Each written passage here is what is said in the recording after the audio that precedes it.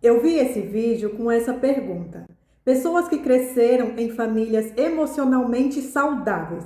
O que vocês achavam que era normal quando crianças e agora percebem que é realmente especial? Vamos ler alguns comentários? Meu pai, todos os dias, antes de sair para o trabalho, se despedia de mim e da minha irmã com um beijinho e abraço. Isso foi até eu sair da casa dele com 18 anos. Meus pais sempre fizeram questão da minha infância ser feliz, independente de qualquer dificuldade financeira. Sempre tinha alguma coisinha ali. No inverno, minha mãe passava minha farda só para eu ficar aquecida e acordava todos os dias de madrugada para fazer meu lanche preferido.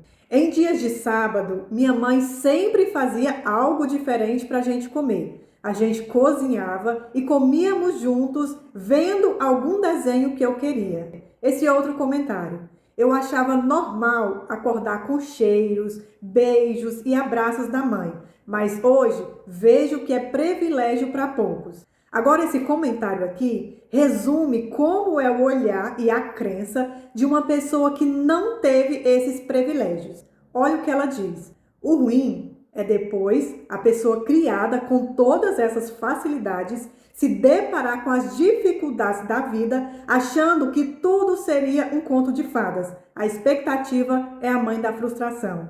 E é sobre isso que eu quero falar nesse vídeo.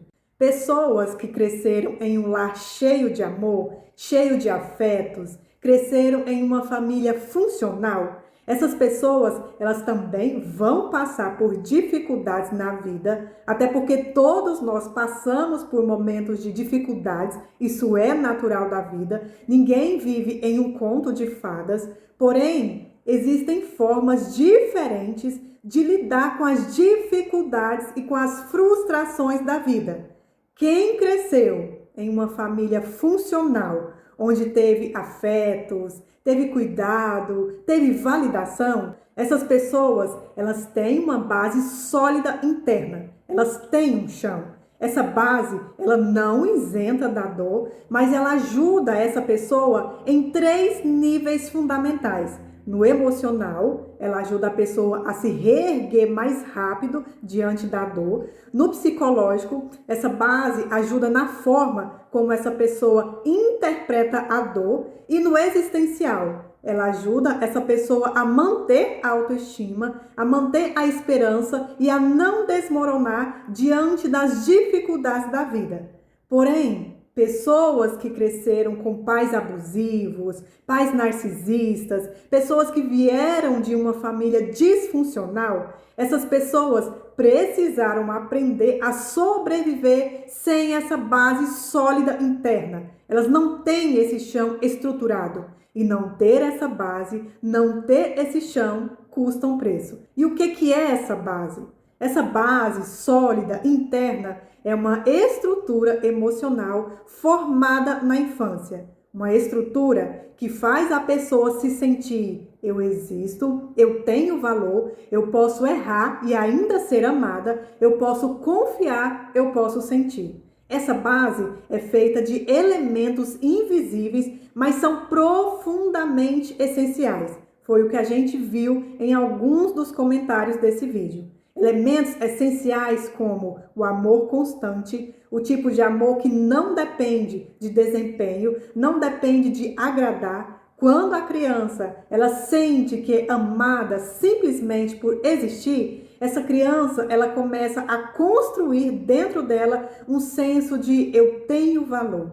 A validação emocional, quando os pais reconhecem o que a criança sente, eu sei que você está triste, tudo bem sentir raiva, eu entendo o que você quis dizer. Isso ensina a criança a confiar nas próprias emoções, a saber o que sente e a se orientar por isso. Quando há uma rotina, quando há presença, alguém que responde, isso cria a sensação de que o mundo é confiável e de que existe um chão que sustenta. E o espelhamento saudável, que é quando os pais olham para a criança e a enxergam de verdade. Isso porque o olhar dos pais é o primeiro espelho da nossa identidade. É ali, nesse olhar, que a criança aprende a ver quem ela é. Quando tudo isso falta, quando a criança cresce com pais abusivos, pais narcisistas, cresce em uma família disfuncional, onde há negligência, críticas, rejeição e violência emocional, essa base ela não se forma direito, ela se forma defeituosa, quebrada e os danos são muitos. O primeiro dano é a quebra do senso de segurança. Numa casa narcisista, no abuso, na indiferença, o que se forma é outra regra interna. Não mostre, não confie, se adapte ao desejo do outro para sobreviver. Isso faz com que a criança crie estratégias de dissociar parte de si, de agradar para evitar punição, de minimizar necessidades, esconder tristezas. Tudo isso são estratégias que funcionaram para sobreviver, mas que depois viram barreiras. Essas barreiras, elas se transformam em padrões automáticos no adulto. Dificuldades em pedir ajuda, medo da exposição, baixa autoestima e uma vigilância constante por qualquer sinal de rejeição.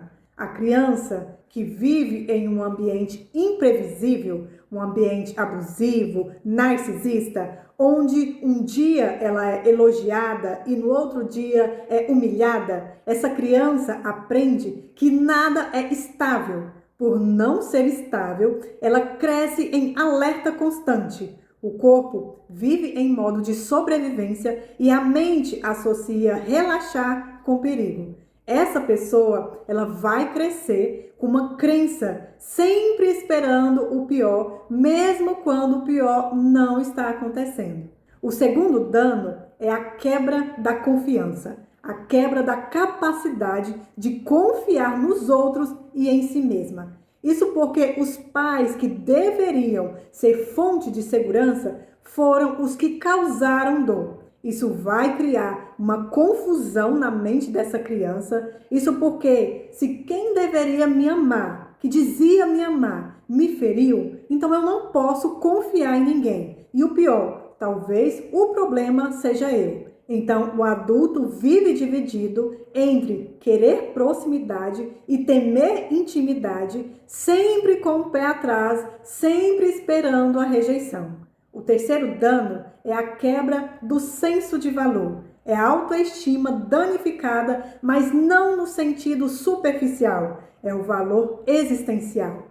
Quando a criança ela é tratada como invisível, como errada ou insuficiente, ela internaliza a mensagem de que o valor dela depende de agradar, de ser perfeita e de se anular. Isso vai criar uma ferida de inadequação constante. Ela vai sempre acreditar que algo em mim é errado. E mesmo que essa pessoa já adulta conquiste, mesmo que ela receba amor, lá no fundo ela sente que não merece.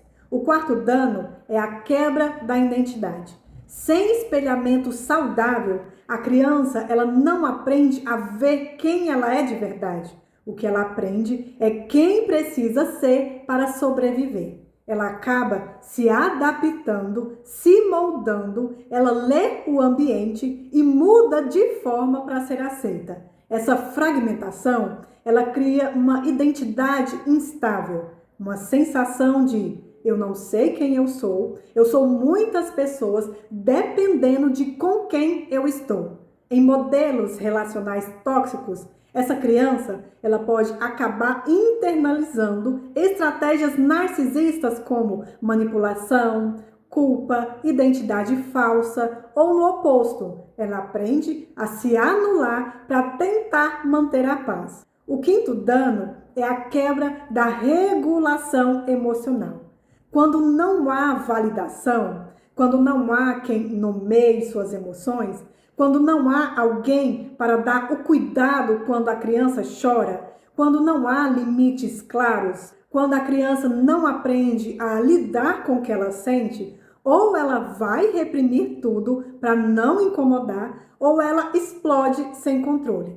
Na vida adulta, Isso aparece como ansiedade, como apatia, como impulsividade ou dificuldades em identificar e entender o próprio estado emocional. É como se o sistema emocional ficasse sem manual de uso. E o sexto dano é a quebra do vínculo com o amor.